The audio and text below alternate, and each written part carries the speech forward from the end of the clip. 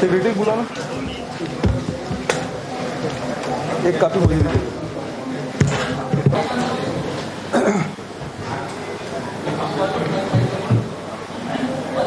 स्वागत करता हूँ इस मित्रों आगे आ रही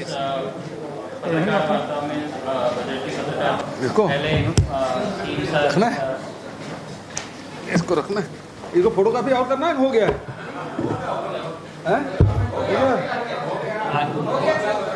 इसका ट्वीट में आ गया सर, आ गया, चलो अच्छे से आ गया सर। सर से निवेदन करूँगा सर, आप एक करके कृपया। बजट आकार है 1,12,000 करोड़ का और वर्षों बाद 701 करोड़ का सरप्लस बजट, 701 करोड़ का सरप्लस बजट प्रस्तुत हुआ है। और इसमें जो मुख्य रूप से जो बातें हैं वो गांधी जी के रास्ते पे चलते हुए छत्तीसगढ़ सरकार जहाँ काम कर रही है, ग्राम स्वराज्य जिसे हम स्वराजी गांव के रूप में हम लोग इसको कार्यक्रम को प्रारंभ किए हैं। और उसी प्रकार से वर्धा के तर्ज पर सेवाग्राम बनाने के लिए 100 करोड़ अनुमानित लागत है, इसकी स्वीकृति। साथ ही जो किसानों के हर साल हम लोग राजीव गांधी किसान न्याय योजना की राशि दे रहे हैं, इस साल भी बजट में 6,000 करोड़ का प्रावधान है। बस्तर में जो वहाँ के जो लोग कृषि कार्य के लिए, व्यवसाय के लिए, उद्योग के लिए या शासकीय भवनों के निर्माण के लिए जमीन की अनुपलब्धता एक बड़ी समस्या थी। उसे दूर करते हुए नारंगी क्षेत्र की जो जमीन है जो वर्षों से लंबित है, वो 30,000 हेक्टेयर से भी अधिक भूमि राजस्व मद में दर्ज किया गया है। तो अब उद्योग वगैरह लगाना भी है या भवन निर्माण करना है तो उसके लिए किसानों की ज़मीन लेने की आवश्यकता नहीं पड़ेगी, जिसके कारण से लगातार परेशानी होती है। फिर जो भूमिहीन जो श्रमिक है, पिछले साल ही इस योजना को हमने लागू किया था और आप सबको पता है कि राहुल जी 3 फरवरी को आए थे और प्रथम किस्त उनकी उपस्थिति में हम लोगों ने प्रदान किया था और उन्होंने निर्देशित भी किया था ये राशि को बढ़ाया जाए। तो इस साल बजट में उसे 6,000 से बढ़ा के 7,000 प्रति वर्ष किया गया है। एक बड़ा बहुत जब भी हम लोग बस्तर जाते थे कि वहाँ जितने भी मांझी है, बैगा है, गुनिया है, पुजारी है, इन सब की हमेशा मांग रहती थी कि हम लोगों को भी कुछ मानदेय मिले। और आप सब जानते हैं बस्तर में जो आदिवासी संस्कृति है वो अपनी गुनिया है, पुजारी है, इन सब की हमेशा मांग रहती थी कि हम लोगों को भी कुछ मानदेय मिले। और आप सब जानते हैं बस्तर में जो आदिवासी संस्कृति है वो अपनी विशेष पहचान उनकी है, विशेष पहचान बनाए रखना और उस सांस्कृतिक जो धरोहर है उसे ये हमारे जो बैगा, गुनिया, माझी, हाट पहाड़िया, बाजा मोहरिया ये सब शामिल हैं। ये लोग उस संस्कृति के ध्वजवाहक हैं। तो इनको भी राजीव गांधी ग्रामीण भूमिहीन कृषि मजदूर न्याय योजना के अनुरूप ही उनको भी लाभ देने की मैंने बजट में प्रावधान किया गया है। उसी प्रकार से महात्मा गांधी ग्रामीण औद्योगिक पार्क अब जो गौठान है उस रूप में हम विकसित करेंगे। गौठान तो हमने बनाया, पहले वर्ष जमीन चिन्हांकित किए, फिर उसको डेवलप किए, गोबर खरीदने की व्यवस्था किए, वर्मी कंपोस्ट बनाए। अब वहाँ पेंट का भी, प्राकृतिक पेंट भी निर्माण करेंगे, बिजली का उत्पादन भी करेंगे और उसे औद्योगिक पार्क के रूप में विकसित करेंगे। और इसके लिए बजट में 600 करोड़ का प्रावधान किया गया है। गोधन न्याय मिशन काफ़ी टी कॉफ़ी बोर्ड का गठन, मछली पालन एवं लाख उत्पादन को भी कृषि के समकक्ष दर्जा देना, मिलेट मिशन पूरे देश में कहीं भी कोदो, कुटकी, रागी की समर्थन मूल्य खरीदी की व्यवस्था नहीं है।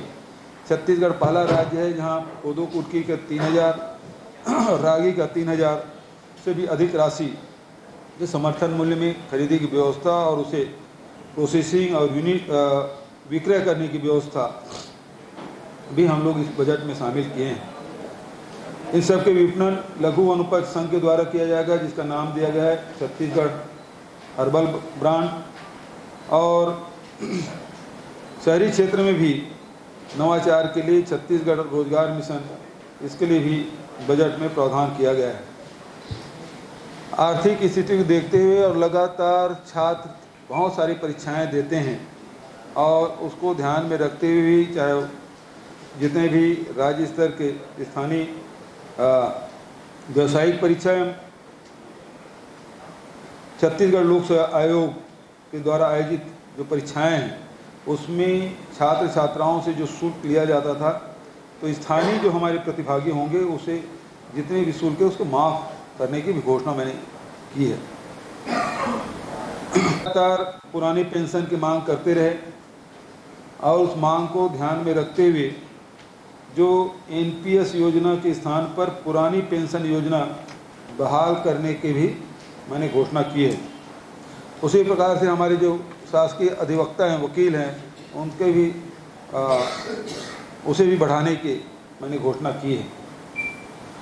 इस प्रकार से आप देखेंगे कि जो बजट है उसमें 2021-22 के स्थिर भाव पर राज्य में कृषि क्षेत्र में 3.88%, औद्योगिक क्षेत्र में 15.44% और सेवा क्षेत्र में 8.54% की वृद्धि है। तो इसमें जो कृषि और सेवा क्षेत्र राष्ट्रीय औसत के बराबर है, लेकिन औद्योगिक क्षेत्र में 3.64% अधिक है। उसी प्रकार से आप देखेंगे कि पिछले साल के प्रचलित भाव पर राज्य सरकार के जो सकल घरेलू उत्पाद है उसमें 3,52,161 करोड़ से बढ़कर वर्ष 21-22 में 4,61,000 करोड़ पुनः अनुमानित है, जो पिछले वर्ष की तुलना में 13.60% अधिक है। 2021-22 से अनुमानित प्रति व्यक्ति आय जो 1,05,778 रुपये की तुलना में 2021-22 में 1,18,401 रुपया अनुमान है, जो कि विगत वर्ष की तुलना में 11.93%, लगभग 12% अधिक है। केंद्रीय कर में अब लगातार हमारी जो हिस्सेदारी है उसमें लगातार कमी आती गई है। आप देखेंगे कि किसी भी राज्य सरकार के बजट में केंद्रीय जो कर के जो हिस्सा है वो अधिक रहता था, राज्य के हिस्सा है वो कम होता था, लेकिन इस साल लगभग बराबर 44,573 करोड़ रुपया केंद्र शासन से प्राप्त होना अनुमानित है और वहीं हमारे राज्य सरकार से लगभग 44,500 करोड़। तो ये बराबर की स्थिति आ गई है।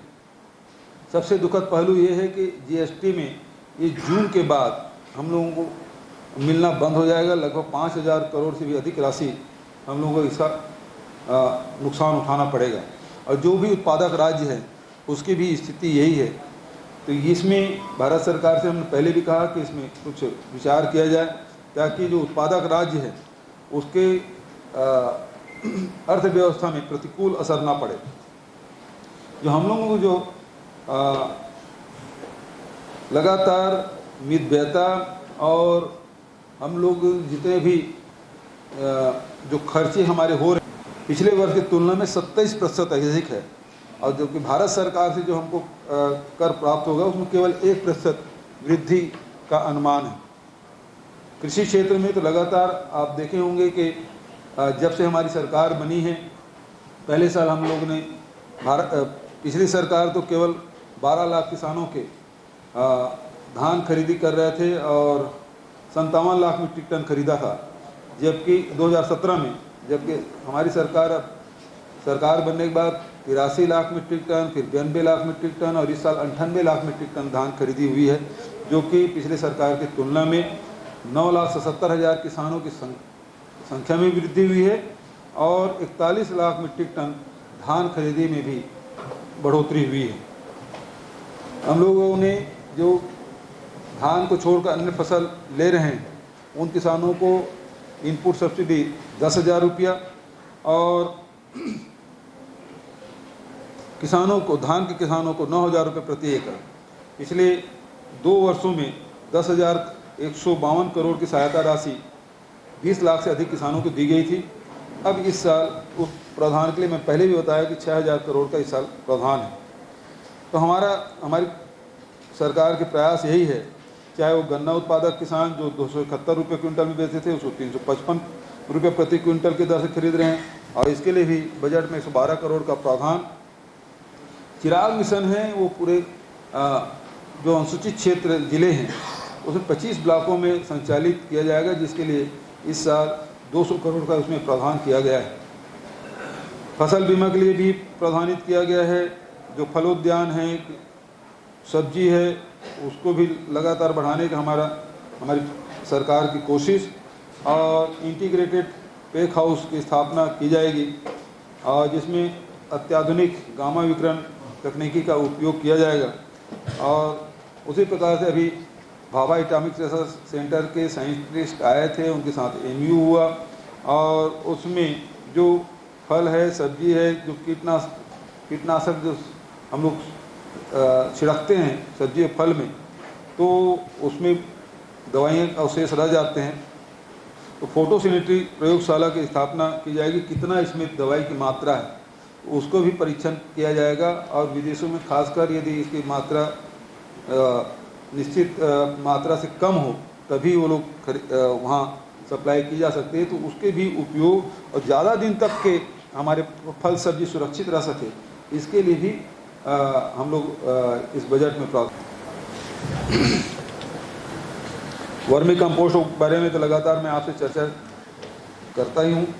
सिंचाई योजना भी लगातार हम लोग बढ़ा रहे हैं, ताकि मंत्री जी से ऊपर बिठा लो, एक कुर्सी ले लो।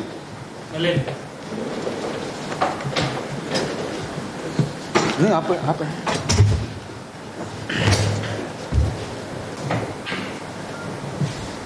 जो ग्रामीण क्षेत्र है, आजीविका मिशन में 7 जिले में 43 संगठन डिजिटल लेन देन मतलब कैशलेस इकोनॉमी को बढ़ावा दिया जा रहा है, जिसमें अब 9 जिलों में विशेष पिछड़ी जनजाति के 172 महिलाओं को CRP के रूप में प्रशिक्षित करके 9,820 परिवारों को इसमें लाभान्वित किया जाएगा। मिलाप परियोजना है, जिसमें राजनांदगांव कबीरधाम जिले में जो हमारे श्रमिक आए 17,315 प्रवासी श्रमिक आए हैं, उसके लिए भी 450 करोड़ का प्रावधान हमने किया है। प्रधानमंत्री आवास योजना के अंतर्गत 8,22,832 आवास पूर्ण हो चुके, उस योजना के लिए भी बजट में 800 करोड़ का प्रावधान किया गया है।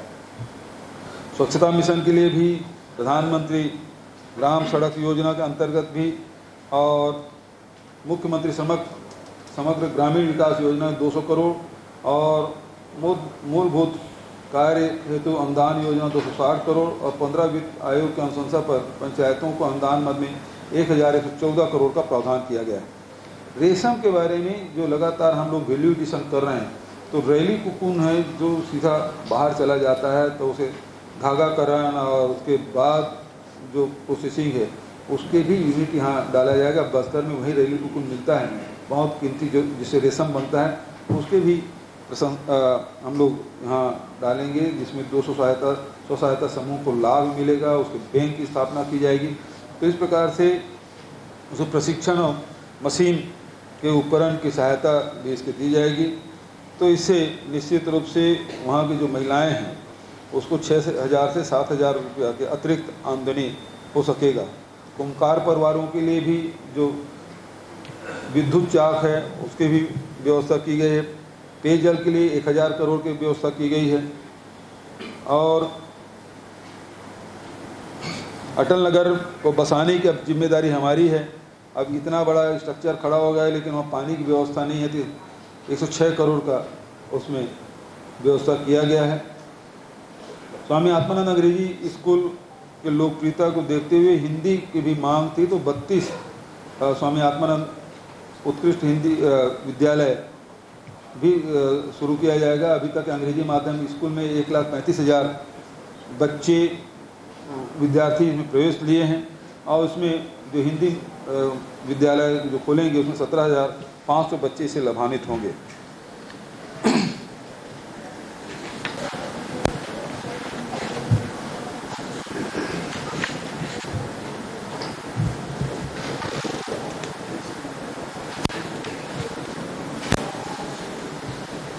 $70 लाख का प्रावधान है। जनप्रतिनिधियों के जो अपने क्षेत्र में जो त्वरित रूप से विकास कार्य की जो मांग होती है, पहले 2 करोड़ था, उसे बढ़ाकर 4 करोड़ रुपया कर दिया गया है। जिला पंचायत के अध्यक्षों को भी जो है 15 लाख, उपाध्यक्ष को 10 लाख, सदस्यों के 4 लाख प्रति वर्ष के मान से, और जिला पंचायत विकास निधि योजना जनपद अध्यक्षों को 5 लाख, उपाध्यक्षों को 3 लाख, सदस्यों को 2 लाख, इसके लिए भी प्रावधान। साथ ही जिला पंचायत, जनपद पंचायत, ग्राम पंचायत के पदाधिकारियों को मानदेय में भी वृद्धि की गई है। जिला पंचायत अध्यक्षों के मानदेय 15,000 से बढ़ाकर 25,000, जिला पंचायत उपाध्यक्षों के मानदेय 10,000 से बढ़ाकर 15,000, जिला पंचायत सदस्यों के मानदेय 6,000 से बढ़ाकर 10,000 और जनपद पंचायत अध्यक्षों को मानदेय 6,000 से बढ़ाकर 10,000। जनपद पंचायत उपाध्यक्षों को मानदेय 4,000 से बढ़ाकर 6,000, जनपद सदस्यों को मानदेय 1,500 था, उसे बढ़ाकर 5,000। सरपंचों को भत्ता जो 2,000 था उसको 4,000 किया गया। पंचों का 200 रुपये से बढ़ाकर 500 रुपये प्रतिमाह किया गया। इसके लिए भी राशि की व्यवस्था की गई है। जो अधिसूचित क्षेत्र है जहाँ रेत खदान संचालित हो रहे हैं, वो